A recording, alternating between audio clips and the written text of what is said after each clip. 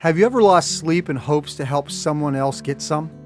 I remember a man that has gone into glory that would have prayer meetings. Not a prayer meeting where people got together for an hour and prayed before a service, but he would show up at church consistently every Friday night and pray through the night with purpose.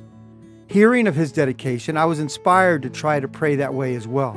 But most of the time I tried, I could only make it a couple hours or so. There have been many times over the years, and even more recently, when I prayed for others with a fervency and passion that has caused me to lose sleep, and the past few nights have been intense.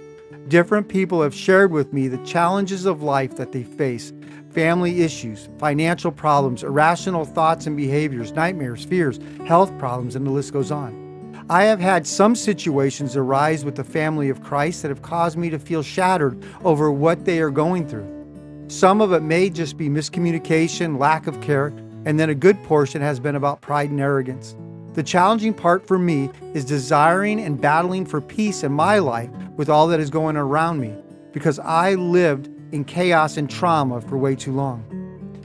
I pray quite often about what is written in Psalms 141. Lord, I call upon you. Hasten to me. Give ear to my voice when I cry to you. Let my prayer be set forth as incense before you, the lifting up of my hands as an evening sacrifice. I love what Charles Spurgeon said.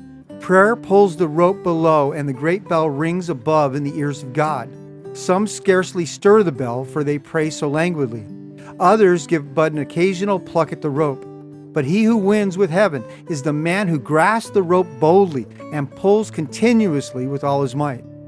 I have never regretted 1 minute of the time that I have spent in prayer, but have regretted that I have not spent as much time in prayer as I could have, grasping the rope boldly and ringing that bell with all my might.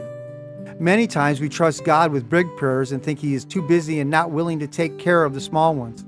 I challenge you today, as I encourage myself in fervent prayer, to ask God to move mountains in your life that cause you to doubt His ability to answer all your prayers that align with His will, because He can, and then wait expectantly to see what He is going to do.